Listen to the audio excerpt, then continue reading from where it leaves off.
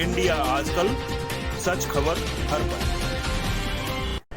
अगर तुम किसी जैन मुनि से जाकर पूछो कि मीरा पहुंची मोक्ष, तो वह कहेगा कहाँ की बातें कर रहे हो, इसने उपवास कितने किए, पहले उपवास का तो पक्का करो।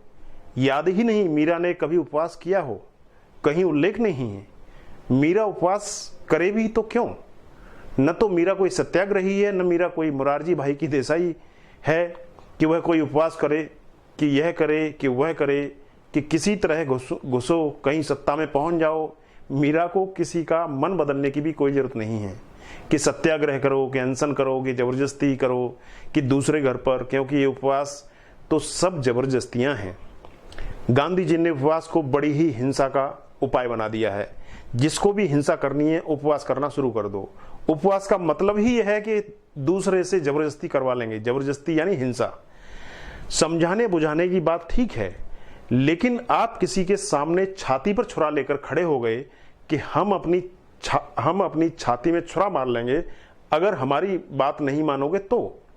अब यह भी कोई बात हुई भला? इसको अहिंसा कहते हो कि हम छुरा मार लेंगे अगर हमारी बात नहीं मानी तो? मतलब हमारी बात हमारी माननी ही पड़ेगी, नहीं तो हम छुरा मारते हैं।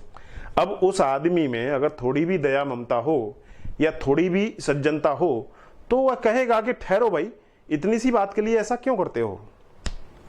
डॉक्टर अंबेडकर हरिजनों को हिंदुओं से निकाल लेना चाहते थे। गांधी ने अनशन कर दिया इसी पूना में और कहा कि मेरी बात नहीं मानोगे तो मैं मर जाऊंगा, आमरण अनशन कर लूंगा। अब यह कोई दलील हुई?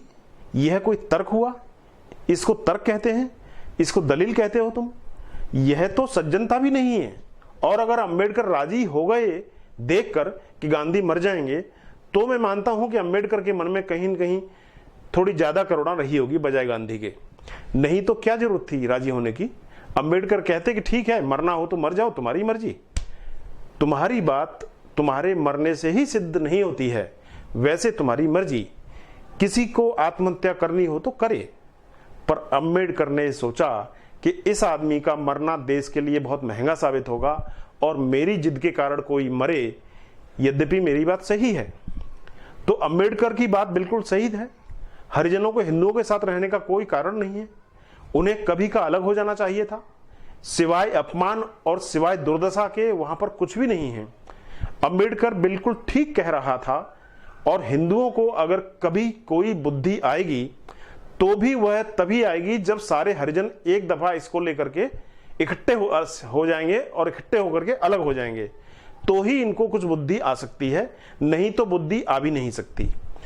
अभी भी हरिजन जलाए जा रहे हैं, अभी भी हरिजन मारे जा रहे हैं, उनकी मॉब लिंचिंग की जा रही है।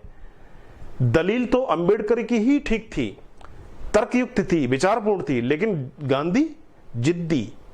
मगर लगता ऐसा है कि गांधी कोई अहिंसात्मक आंदोलन कर रहे हो। यह हिंसा अहिंसात्मक नहीं है, यह बिल्कुल शुद्ध हिंसा है और बहुत बारीक हिंसा है। तो न तो मीरा कोई सत्याग्रही थी, अनशन क्यों करे? और जैन मुनि हैं, उनका तो जो अनशन है, उसका जो उपवास है, वह भी अपने आप को कष्ट देने की एक व्यवस्था है।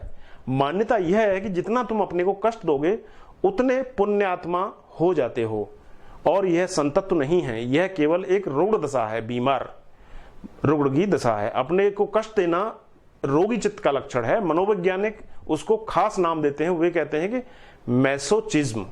पश्चिम में एक आदमी हुआ मैसोच, वह अपने को मारता था कोड़ों से, कांटे चुभो लेता था अपने शरीर में। उसने कई औजार बना रखे थे, जैसे डॉक्टर एक बक्सा रखता है ना, ऐसा वह अपना बक्सा अपने पास रखता था। उसमें कई तरह के औजार थे खुद को सताने के लिए। कीले कौन डालेगा? कीले कान में कौन डालेगा? छेद कर लेगा। वह मैसोज उसका नाम था। उसके नाम पर मैसोचिज्म मनोवैज्ञानिकों ने बना लिया। ऐसे लोग हैं जो अपने को सताने में ही मजा लेते हैं। अब यह जो जैन मुनि है, भूखा मर रहा है, दिगंबर जैन मुनि होते हैं जो अपने बाल नोच लेते हैं, केश लिंचन उसको कहते हैं, बाल कटवा नहीं सकते, नोचते हैं, उखाड़ते हैं। और अब जैन मुनि बाल उखाड़ता है तो बड़ा जलसा होता है, केश लॉन्च हो रही है, सारे भक्तजन इकट्ठे होते हैं, कहते हैं कि हाँ अब यह पागलपन का लक्षण है। पागलों में एक खास किस्म का पागलपन होता है जिसमें लोग अपने बाल नोचते हैं या नोचते हैं। तुमको भी पता होगा, तुम्हारी पत्नी कभी कभी लौचने लगती है बाल, वह कोई बड़ी शांति की अवस्था नहीं है, वह सिर्फ एक विशुद्ध क्रोध है। वह जीवन में एक तरह के विषाद हताशा का लक्षण है, मगर उसको गुण माना जाता है। तो निश्चित ही अगर तुम दिगंबर से जाकर पूछोगे तो वह पूछेगा मीरा ने कितनी दफा केस लॉन्च किया? बिल्कुल नहीं किया। तो फिर कैसे मोक्ष जाएगी? उपवास कितने किए मीरा ने? बिल्कुल नहीं किए। तो फिर मोक्ष कैसे जाएगी? उपवास मीरा करे क्यों? केस लॉन्च वो करे क्यों? कारण क्या है? ये तो तुम्हारे रोग के लक्षण हैं, ये कोई साधनाएं नहीं हैं, ये कहीं न कहीं मन की कोई विकृति है। ओशो पद घुंघरू बांध मीराबाई, प्रवचन नंबर 404-66। आप देख रहे थे इंडिया आजकल सच खबर हर पल।